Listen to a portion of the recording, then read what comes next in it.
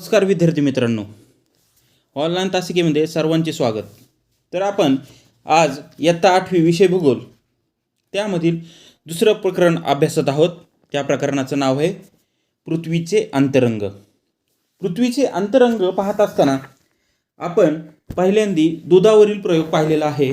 त्याच्यावर कसे वेगवेगळे बदल होतात त्याचाच आपण सहसंबंध पृथ्वीचे अंतरंग कसे असेल याची कल्पना समजून घेण्यासाठी करणार आहोत. तर बघा, आपण भूकंप नेमका कसा होतो, त्यानंतर पृथ्वीवर अग्निजन्य खडकाची निर्मिती कशी झाली, त्यानंतर ज्वालामुखी म्हणजे काय, ज्वालामुखीच्या उद्रेकादरम्यान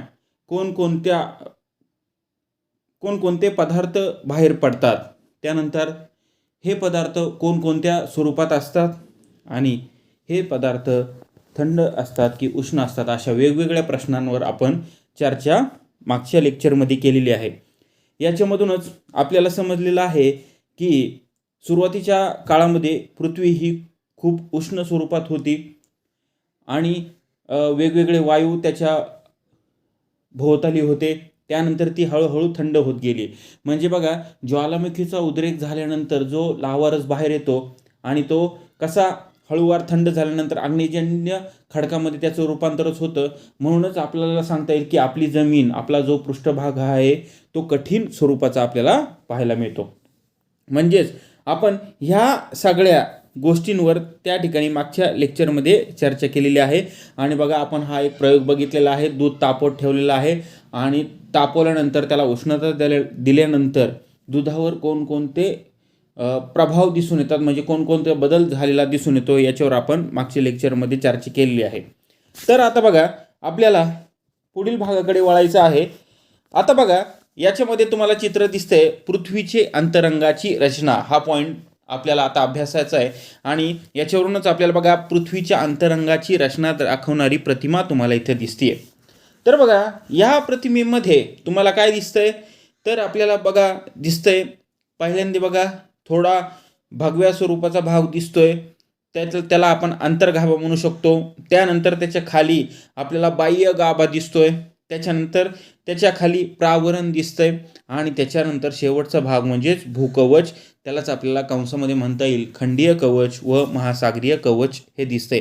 म्हणजे याच्यावरूनच आपल्याला पृथ्वीची अंतरंग नेमकं कसे असेल अशी कल्पना आपल्याला या ठिकाणी करता येईल.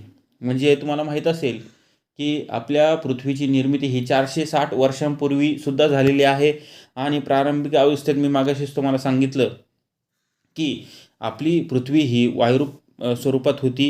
नंतर उष्णता उत्सर्जन प्रक्रिया हळूहळू ती थंड होत गेलेली आपल्याला दिसून येते. म्हणजेच आपण जर दुधावरील जो प्रयोग पाहिला की खूप मोठ्या प्रमाणात उष्णता दिल्यानंतर दुधाला, त्यानंतर ते दूध खूप मोठं तापतं आणि त्याच्यावर साय जमा होते आणि साय जमा झाल्यानंतर पण आतील भाग हा खूप उष्ण स्वरूपाचा असतो आणि हा आतील भाग थंड झाल्यानंतर म्हणजे पृष्ठभाग झाल्यानंतर आपल्याला सांगता येईल की वरील सायाचा भाग हा कसा झालेला आहे, तो कठीण थोड्याफार प्रमाणात झालेला आहे. आतील भागामध्ये उष्णता अजून धगधगते आहे. म्हणजे याच्यावरूनच आपल्याला सांगता येईल की पृथ्वीचे आतमध्ये म्हणजे पृथ्वीच्या पोटामध्ये अंतर्गाभ्यामध्ये विविध भाग आपल्याला दिसून येतात.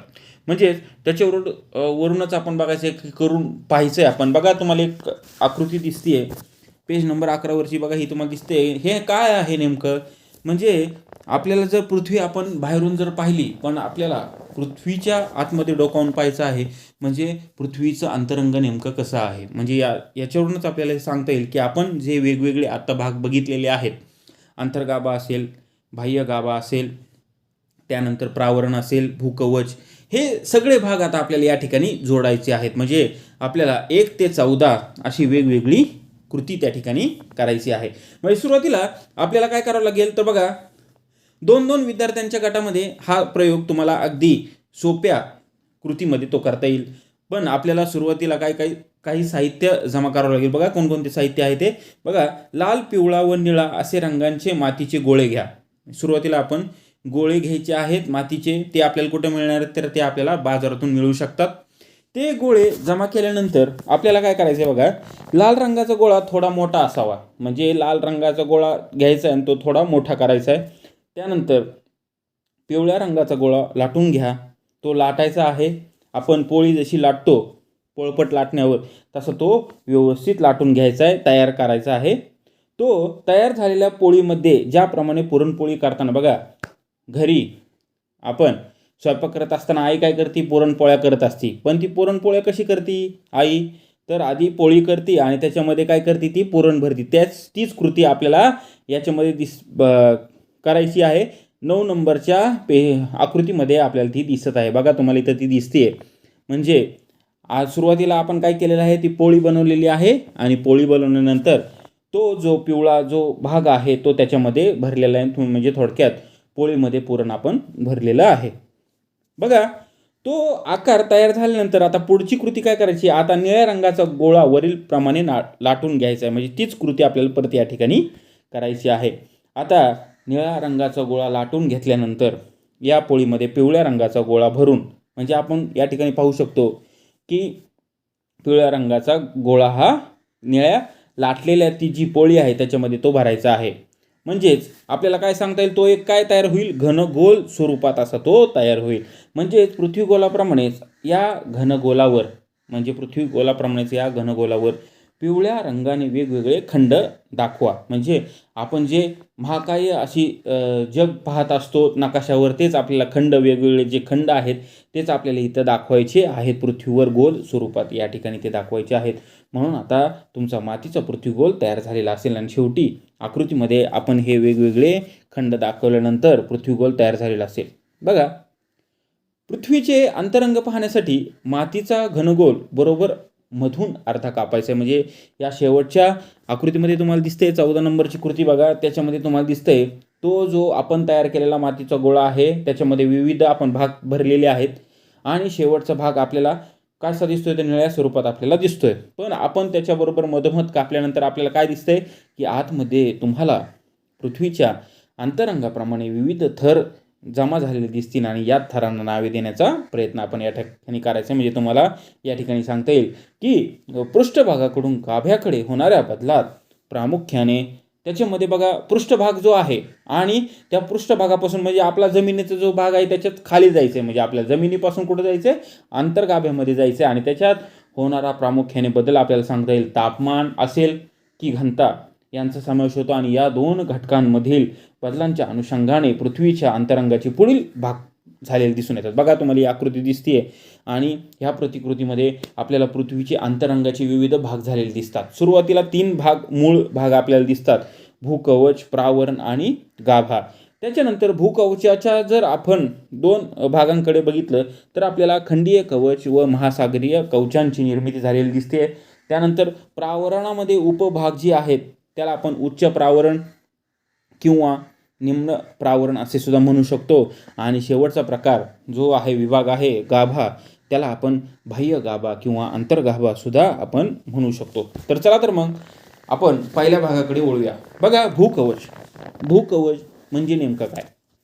भूकवच म्हणजे काय, पृथ्वीचा सर्वात वरचा भाग. म्हणजेच आपण ज्या ठिकाणी चालतो, ज्या ठिकाणी वास्तव्य करतो त्यालाच आपल्याला काय म्हणता येईल, भूकवच. म्हणजे सर्वात वरचा भाग, म्हणजे घनरूप असून तो कसा आहे, घनरूप आहे, कठीण आहे. मी तुम्हाला मागाशी सांगितलेलं आहे, हा भूकवचाचा भाग कसा असतो, कठीण स्वरूपात असतो. आणि भूकवचाची जाडी म्हणजे ह्या भूकवच हा किती किलोमीटरपर्यंत असेल, समजा हा आपला पृथ्वीचा भूभाग आहे, आपण याच्यावर चालतो, तो किती किलोमीटरचा असेल अंदाजे, अंतर्गाभा हा किती किलोमीटरचा असू शकतो, त्याची सरासरी आपल्याला या ठिकाणी काढायची आहे. म्हणजे आपल्याला सांगता येईल भूकवचाची जाडी सर्वत्र सारखी नाही. म्हणजे या पृथ्वी तलावर जर तुम्ही वेगवेगळ्या ठिकाणी जर गेले, त्या ठिकाणी भूकवचाची जाडी सर्वत्र सारखी नाही. आणि आपल्याला सरासरी जाडी जर काढायची म्हटलं तर याची 30 ते 35 किलोमीटर मानली जाते. म्हणजेच आपण जर बघितलं, मूळ जमिनीपासून जर आपण आतमध्ये जर गेलो तर आपल्याला ही जाडी ओळखण्यासाठी 30 ते 35 किलोमीटर आतमध्ये जावं लागेल. म्हणजेच आपल्याला हा सांगता येईल हा भाग काय आहे, भूकवचाचा भाग आहे. त्यानंतर बघा, आकृती 2.2 तुम्हाला दिसत आहे, पृथ्वीची अंतरंग दाखवणारी प्रतिमा. बघा, याच्यावरूनच आपण बघितलं, बघा सुरुवातीला पहिलाच आपल्याला भाग दिसतोय तो भूकवचा आहे. त्याच्यामध्ये जमीन दिसते आपल्याला, काही डोंगर दिसतात आणि काही बाजूला जर थोडं बाजूला जर तुम्ही अलीकडे झाले तर तुम्हाला पाणी दिसते. आणि त्याच्या आतमध्ये जर बघितलं, भूकवच व प्रावरण शिलावरण 100 किलोमीटर असं त्या ठिकाणी दिलेलं आहे. म्हणजे भूकवचाचं शिलावरण भूकवच हे एकत्र जर केलं तर 100 किलोमीटरपर्यंत त्याचं अंतर जाऊ शकतं. म्हणजेच त्याच्यामध्ये जर आपण बघितलं तर बघा वेगवेगळे कलर शेड दिलेले आहेत. पिवळा कलर, लाल कलर आणि आणखी लाल कलर त्या ठिकाणी दिलेला आपल्याला दिसून येतो. म्हणजे याच्यावरूनच आपल्याला सांगता येईल की गाभा हा 3471 किलोमीटरचा आहे आणि केंद्रबिंदू, पृथ्वीचे केंद्रबिंदू बघा, आपल्याला जर कागदावर जर सर्कल काढायचा असेल म्हणजेच गोल काढायचा असेल तर आपल्याला एक केंद्रबिंदू निश्चित करणं आवश्यक आहे. आणि इथंच आपल्याला सांगता येईल की पृथ्वीचे केंद्र हे 6371 किलोमीटरवर त्या ठिकाणी आहे. म्हणजे बघा, आपल्याला सांगता येईल की आपण जमिनीवर वास्तव्य करतो, म्हणजे आपण आता उंच आकाशामध्ये भरारी घेतली आहे. विमानाच्या माध्यमातून आपण आकाशामध्ये उंच जाऊ शकतो. त्यानंतर मानवाने अंतराळामध्ये सुद्धा जाण्याचा प्रयत्न केलेला आहे. चंद्र, मंगळ ग्रह असेल किंवा आजूबाजूला जे सॅटेलाईट दिसतात पृथ्वीच्या, म्हणजे मानव हा अंतराळामध्ये सुद्धा जाऊ शकत आहे. तर आपल्याला आता पृथ्वीच्या गाभ्यामध्ये जाण्याची गरज आहे आणि त्याचे आपण प्रयत्न करतच आहोत.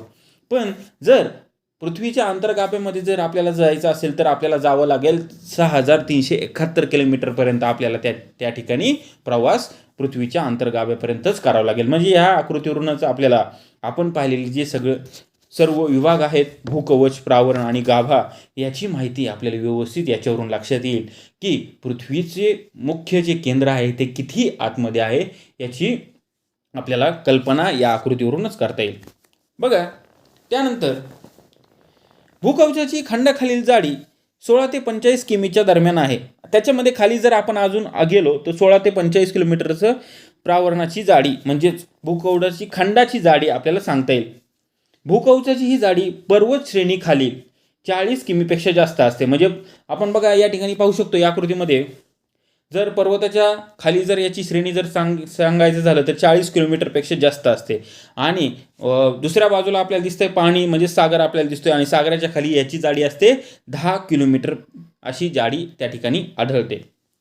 आपण जमिनीखाली म्हणजेच भूपृष्ठाखाली जसजसे खाली जाऊ तसतसे तापमान वाढत जाते. म्हणजे मी तुम्हाला मगाशी सांगितलं, ज्वालामुखी हा बघा कसा तयार होतो. ज्वालामुखी ज्या ठिकाणी भूकंप लहरी तयार होतात, म्हणजेच आपल्याला सांगता येईल की भूपृष्ठाखाली जे प्लेट्स असतात, जे खडक असतात ते एकमेकांना घासतात आणि त्या घासल्यानंतर त्याच्यातून खूप मोठ्या प्रमाणात उष्णता निर्माण होते. आणि ही उष्णता माती त्या ठिकाणी जाळून त्यानंतर लाव्हारस त्या ठिकाणी तयार होतो. वेगवेगळी जी खनिजं असतील ते एकमेकांना घासल्यानंतर लाव्हारस तयार होतो आणि लाव्हारसामुळं पृथ्वीच्या म्हणजेच जमिनीच्या भूपृष्ठाखालच्या अंतर्गत गाभ्यामध्ये खूप मोठ्या प्रमाणात उष्णता निर्माण झालेली असते. आणि ही उष्णता निर्माण झाल्यामुळे प्रावरणात तापमान वाढीच्या प्रमाणात घट होते. आणि आपल्याला सांगता येईल जो प्रावरणाचा टप्पा आहे तो घन स्वरूपात आहे आणि बाह्य गाभा हा द्रव स्वरूपात आपल्याला सांगता येईल. आणि अंतर्गाभा परत एक कसा आहे, अंतर्गाभा हा घन स्वरूपात आपल्याला पाहायला मिळतो. म्हणजेच आपल्याला सांगता येईल की पृथ्वीच्या केंद्रस्थानी सुमारे 5500 डिग्री सेल्सिअस ते 6000 डिग्री सेल्सिअस इतके तापमान असतं. म्हणजे बघा या ठिकाणी किती जास्त हे तापमान झालं. हे तापमान म्हणजे भूकंप किंवा ज्वालामुखी घडून आणण्यासाठी खूप पुरेसं आहे. आणि याच्यावरूनच जर आपल्याला सांगायचं झालं, ज्या ठिकाणी ज्वालामुखी एखाद्या पर्वतावर जिवंत ज्वालामुखी जवळ जर तुम्ही गेले, हा ज्वालामुखी का एवढा भीषण आपल्याला दिसून येतो तर त्याच्या खाली त्या डोंगराच्या खाली 5500 डिग्री सेल्सिअस ते 6000 डिग्री सेल्सिअस इतकं तापमान असणार आहे. म्हणूनच तो ज्वालामुखी त्या ठिकाणी उद्रेकाद्वारे बाहेर आलेला आपल्याला दिसून येतो. म्हणजेच आपल्याला भूकवच हे प्रावरण व गाभा यांच्या तुलनेत अतिशय कमी जाडीचे आहे. याचे 2 उपविभाग सांगता येतील. त्यानंतर बघा पुढचा पॉईंट आपण पाहू शकतो, खंडीय कवच.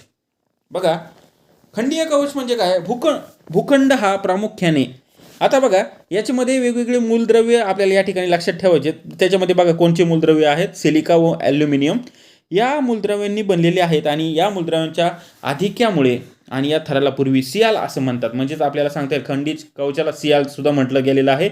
आणि या भूखंडाची घनता जी आहे 2.65 ते 2.90 ग्रॅम घन सेंटीमीटर इतकी या ठिकाणी सांगता येईल. आणि खंडीय कवचाची जाडी सुमारे 30 किमी आहे. आणि या थरात प्रामुख्याने ग्रॅनाइट खडक आपल्याला आढळतात. म्हणजेच ग्रॅनाइट या ठिकाणी हे ग्रॅनाइट आपल्याला या खडकामधून या खंडीय कवचामधून बाहेर आलेला आपल्याला दिसून येतो. त्यानंतर बघा खंडीय कवच पूर्णपणे अभ्यासल्यानंतर आपल्याला सांगता येईल महासागरीय कवच. बघा पुढचा पॉईंट, महासागरीय कवच म्हणजे काय.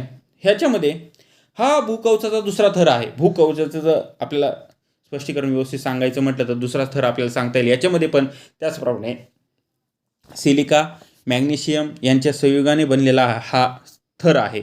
म्हणजेच परीक्षेला जर तुम्हाला विचारलं महासागरीय कवच कोणता थर याच्यामध्ये काय काय आहे, म्हणजे हे कशाच्या संयोगाने बनलेलं आहे, तर आपल्याला सांगता आलं पाहिजे की हे सिलिका व मॅग्नेशियम यांच्या संयोगाने बनलेला आहे.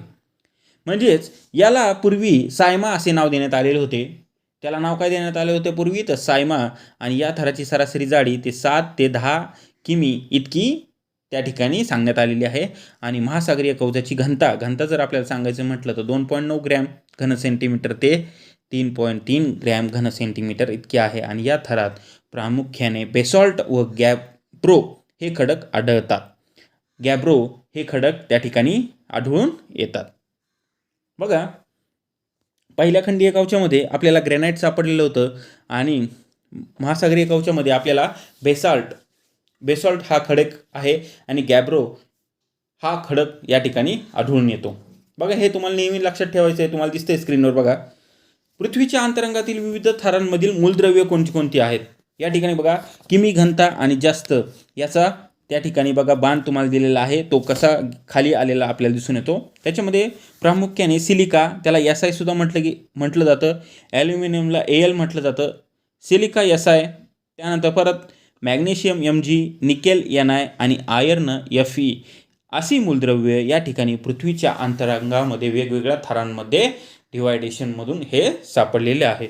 बघा त्यानंतर आपल्याला तुम्हाला हे माहिती पाहिजे की खंडीय कवच व महासागरीय कवच यांच्या घनतेमध्ये विलगता आहे. विलगता म्हणजे काय, वेगळं पण त्या ठिकाणी दिसून येतं. कॅनरॅड या शास्त्रज्ञाने शोधून काढले. हे कोणी शोधून काढलेलं आहे, कॅनरॅड यांनी शोधून काढलेलं आहे. या दोन्ही कवचामध्ये विलगता असलेलं दिसून येतं. म्हणूनच आपल्याला सांगता येईल या विलगतेला कॅनरॅड विलगता हे नाव दिले आहे. कॅनरॅड यांनी भूकवच व प्रावरण यांच्यात विलगता आहे हे ज्या शास्त्रज्ञाने शोधून काढले त्याचे नाव मोहोरोव्हिसिक होते आणि त्यामुळे या विलगतेला मोहोविलगता असे नाव देण्यात त्या ठिकाणी आले. आणि आपल्याला सांगता येईल प्रावरण व गाभा यांच्यात विलगता आहे आणि गटेनबर्ग या शास्त्रज्ञाने ही विलगता शोधून काढली आणि त्या विलगतेला गटेनबर्ग विलगता हे नाव देण्यात आले. म्हणजे वेगवेगळे त्या ठिकाणी स्तर किंवा शास्त्रज्ञांची नावं आपल्याला त्या ठिकाणी सांगता येईल आणि त्यांनी कोणकोणते शोध लावलेले आहेत याच्यावरूनच आपल्याला या ठिकाणी सांगता येईल. तर चला तर मग आपण हा भाग व्यवस्थित पाहिलेला आहे आणि या भागावर आपल्याला काही प्रश्न सोडवायचे आहेत. घ्या पहिला प्रश्न लिहून घ्या.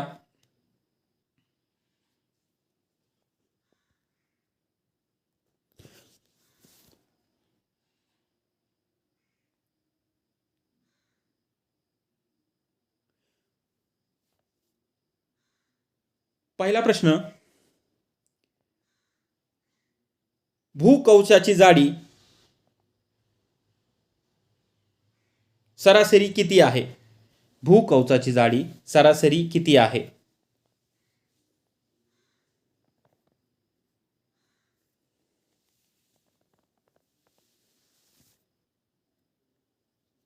दुसरा प्रश्न, भूपृष्ठापासून गाभ्याकडे होणाऱ्या बदलात प्रामुख्याने कोणकोणत्या गोष्टींचा समावेश होतो.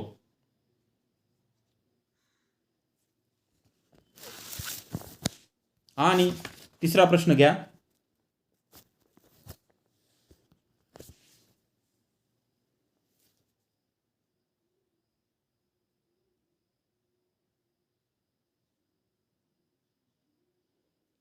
भूकवच व प्रावरण व गाभा यांच्या तुलनेत अतिशय कमी जाडीचे आपल्याला हे सांगता येईल. त्यावरूनच आपल्याला प्रश्न काय सोडवायचा आहे, त्याचे दोन उपविभाग पडतात ते कोणकोणते, ते दोन उपविभाग स्पष्ट करायचे आहेत. बघा म्हणजेच आपल्याला खंडीय कवच व महासागरीय कवच यांच्याबद्दल त्या ठिकाणी स्पष्टीकरण उत्तरामध्ये लिहायचं आहे. असे 3 प्रश्न तुम्ही वहीमध्ये उत्तरासहित सोडवायचे आहेत. धन्यवाद.